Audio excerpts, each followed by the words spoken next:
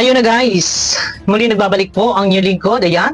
Good morning, good evening, at mega love shoutout sa lahat ng ating mga minamahal na viewers, ayan. Ayun na. No? Wrong move. Sorry. Kay Melanie, wrong move. Kuya Brox, wrong move, sorry po. Ito saglit lang naman to kay Kuya Brox. Kuya Brox, hindi masama ang tumanggap ng bisita.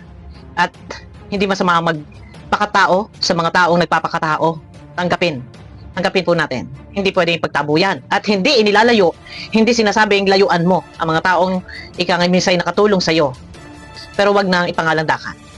Dahil meron pong nasasaktan.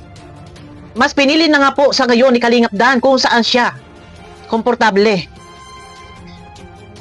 Kung sino kanyang special someone. Walang iba kung hindi si Joy. No? Sana okay lang, sabi ko nga, hindi masamang tumanggap ng bisita. Wag lang. Doon ay labas na labas. Para kang sapula sa saputi, no? Para kang sapula sa saputi. Okay lang naman. Sabi ko nga, wala namang problema at naiintindihan.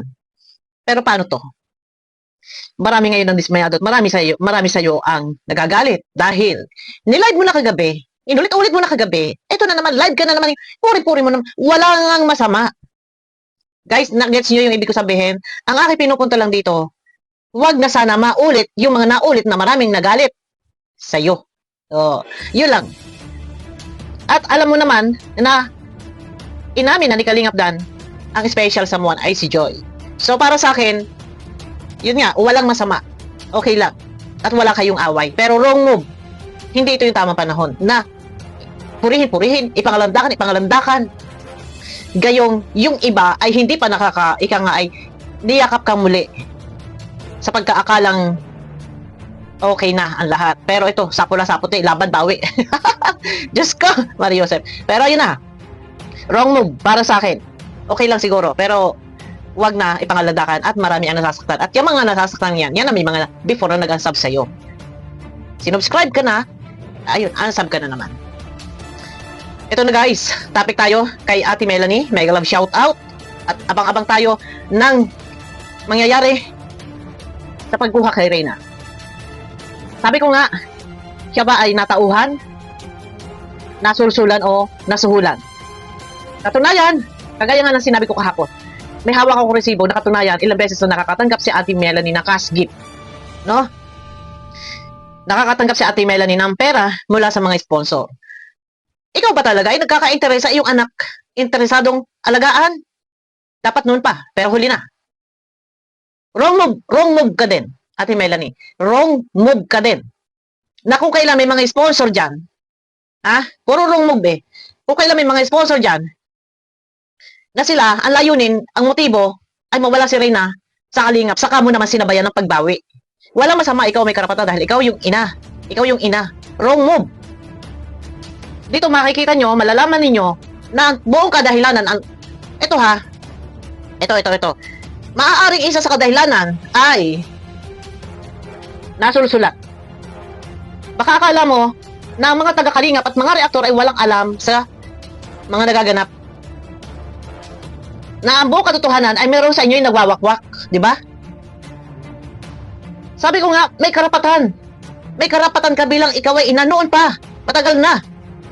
Pero mismo sabi ni Lolo Nestor, sa kanya mo ipinagkatiwala na kung tutuusin, ikaw ang may obligasyon na magintindi sa iyong mga anak. Hinanap ka ng Kalingap, napuntahan ka sa sa lugar to, diyan sa lugar mo sa bukid. No? Sa iyo hiningi ang permiso. So ngayon, ikaw ang nagdesisyon, mas minabuti na ibigay mo sa Kalingap. Kalingap ang mag-aaruga. Tapos ngayon, biglang-bigla, di umano ikaw na magpapaaral at ikaw na mag-aalaga. Gayon, kasabay, nang noon pa man ay mayroong mga sponsor na gusto mawala si Reyna sa Kalingap.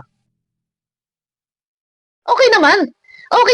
Kaya nga tanong, maaari ikaw ay baka nasulsulan. Kasabay, ng pagbawi mo, kasabay ng pagliligalig ng mga sponsor na to.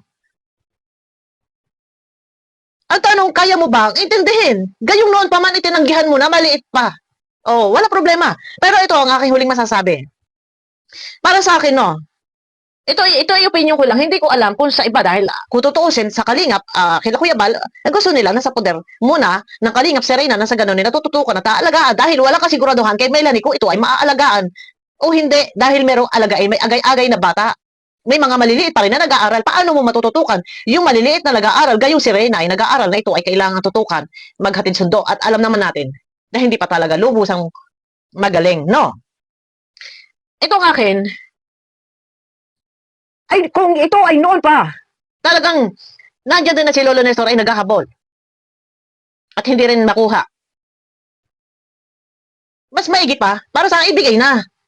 Total, hindi rin na matitigil po eh. Darating at darating din yun. Tama panahon na talagang kukunin din ni Melanie. Hanggang sa ngayon, ayan na nga, may mga sponsor na talagang hindi mapakali.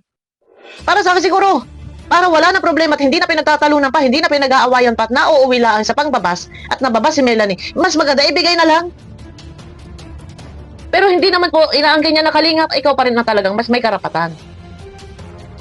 Pero yun na nga, yung karapatan mo, mula nang maliit pa yan, ay sabi nga ni Lolo Nestor, ay hindi mo nalagaan. Ngayon, kaya mo bang tutukan? Masakit lang, sa part ng Kalingap, minahal ng Kalingap, inalagaan, tinutukan. Pero yun na, ang makakapag-desisyon lang diyan, ang DSWD, kung saan man sila maghaharap sa barangay man o sa DSWD. Bakit hindi bigyan ng chance? Bakit hindi bigyan ng chance si Melanie na alagaan niya ang kanyang anak? Kaya ba? Kung pagsasabay-sabayin ng mga anak ni Melanie, may mga anak na maliit, may anak pa na medyo malaki na nag-aaral na. Bigyan ng chance na magampanan niya ang kanyang obligasyon sa kanyang anak na si Reyna. Pero yun na nga, kasabay ng mga sponsor na gusto mabawi. Maaaring talagang ito ay baka na sulsulan ng mga sponsor. Pero may contact. Ako mismo. Ha? Ako mismo. Nasa akin po ang mga resibo na may hawak na pinadadalhan. Ito po, wait lang ha. Ako po ay may hawak na resibo. Na si Ate Melanie po ay nakakatanggap ng pera ultimong load. Kaya pala, ultimong pamasahe. Pamasahe ni Ate Melanie papuntang Daet. Ayan guys, mahaba po yan. Ha? Napakahaba po niyan. Ha? Oh, ayan po, napakahaba po nito. Mahaba po ang listahan ng mga pangalan. Dito po lahat, ayan no, lahat po, ayan pa guys, oh. Dito po lahat ay nakasaad kung sino ang mga nakatanggap ng pera. Yan po. Yan. Lahat po yan. Mahaba po ang listahan. Ang akin lang, nandito lahat, mga pangalan, amount, kung ano yung kanilang mga pinagkagastusan. May pinadalang load kay Melanie. Gumasto sila sa load kay Melanie, kaya siguro, tawag sponsor. Gastos po ito ng sponsor na binibigyan ng load si Melanie para magkaroon siguro ng contact. And bukod pa dyan, ha? Ito pa, may mga cash gift. Ha? May mga cash gift pa po. Bukod pa dyan, may mga pamasahe pa. Yung pagpunta ni Melanie sa Daet, binibigyan ng sponsor pamasahe papuntang Daet. Sorry guys. Sorry po. Lahat ng mga pangalan nandito. Kung magkano ang halaga at kung magkano at kung ano ang kanilang pinagkagastusan. Ako ay sa akin wala namang problema eh. Ito ay kung ito man ay sinasabi ko sa inyo, walang intensyon. Ang akin lang dito, may ugnayan. May pakikipag-ugnayan si Ate Melanie sa sponsor. So dito, maaaring ang pagkuha-kuha kay Reyna ay may kinalaman yung sponsor. At dahil yan naman ay pinag-aagawan. At ang gusto ay sa kanila, para sa akin ibigay na. Yun nga lang, pag nakuha na, baka mamaya hindi na maalagaan. Tatawag, Roda, alagaan mo. Wag na, para sa akin. Kung kaya naman din ng mga sponsor na kumuha ng tagapag-alaga, edi kumuha sila ng caregiver, ng yaya. Yun lang sa akin, tanggalin yung connection. Ito ay opinion ko para sa akin. And hindi natin alam kung ano ang magiging opinion ng Kalinga. Pero yan din po yung sinasabi ni Kuya Bal na kung kukunin, wag nang ibabalik. Yan din po yung sinasabi sa live. Ang akin lang naman dito, yung si Reyna, paano ang magiging sitwasyon? Paano ang magiging ang katatayuan? Dahil alam naman natin na si Melanie ay mayroong agay-agay. Lagi may karay-karay na maliit. No? Paano kung sabay-sabay na nag-aaral na yan? Tapos meron pang agay-agay na maliit. May isa pang karay-karay na babae. Ilan ba yung anak ni Melanie? Meron pa. Paano ito mapapagsabay-sabay na pag-aral at asikasuhin? Di ba? Yun lang yung sa akin. Wrong move. Pareho. Kuya Brooks, wrong move din. Sorry. Huwag kayong magagalit sa akin. Ito yung opinion ko po. Kanya-kanya tayo ng opinion. Kanya-kanya tayo ng pananaw sa buhay. Ano man yung inyong hinaing, yung inyong pagkakaintindi. Matapos mapanood yung video, tayo po ay may freedom of speech. Sabihin niyo kung anong gusto niyo sabihin, and kung kayo naman po ay hindi sang-ayon, pwede naman yung sabihin, hindi kayo sang-ayon sa aming mga opinion. No, ano po? Kanya-kanya tayo ng pagkakaintindi matapos mapanood ang mga video na ito'y ating nire-reactionan. Gumamit man tayo o hindi gumamit ng video clip, nakabase tayo sa ating tinutukoy. No? Kung napapanood niyo yung live ni Kuya Bal, ayun na, wala namang problema. No, kung yan ay binabawi at karapatan niya bawiin, siya mag-intindi at mag-aruga sa kanyang anak, obligasyon niya yan. Bigyan natin ng chance. Dahil karapatan talaga niya na siya mag-intindi at hindi ang ibang tao. No? Kung ibang tao man ay tumutulong, salamat. Pero ang tanong, kaya bang intindihin? Kaya bang alagaan? Or baka, kumbaga, siya ba ay interesado talaga para sa kanyang anak or iba ang pinagkaka-interesat? Ano sa palagay nyo? Ayun lang. Wala akong masamang inaano dito. Ito yung opinion ko. Ibigay. Kung gusto kunin, ibigay. Ang tanong, nagkaka-interest ba talaga sa anak? Dahil kung yan ay nagkaka-interest sa anak at gusto alagaan, noon pa yan. Hindi na niya isinurrender kay Rhoda. Doon niya sa yan dinala sa kanyang bahay. Kahit pa man, nung naandun niya sa bahay ni Lolo Nestor. Kung yan ay nagkaka-interest, mismo siya ay pupunta doon sa bahay ni Lolo Nestor at doon ay alagaan si Reyna. Sisilipin si Reyna, hindi man maalagaan, man lang ay madalhan ng kahit ano man lang na ayuda mula sa kanya na siya ay ina. Nakita nyo ba? Nasa tagal na panahon binablog ng kalingap si Reyna. Doon kay Lolo Nestor. Nasilayan ba natin sa camera na nabanggit ba ni Lolo Nestor? Narinig ba natin na dumalaw doon?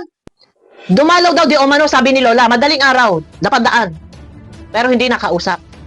So ngayon, sige, tingnan natin kung ano ang, baka naman mayroong pang higit na kakayahan.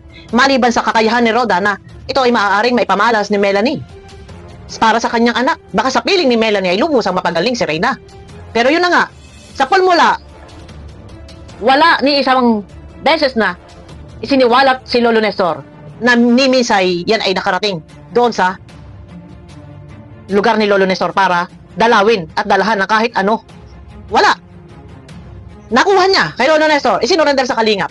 Kung tutusin, kung ikaw ay isang ina at interesado ka talaga, hindi mo yan iuwi. Hindi mo yan iaasa sa ibang tao. Ikaw mismo, ikaw ina. Ikaw ang magmamahal, mag-aalaga at yayakap sa iyong anak, hindi ibang tao. Pero salamat sa kalingap. At nandyan, inalagaan. Salamat kay Rhoda sa pagmamahal. Kay Reyna, sa lahat ng mga nagmamahal.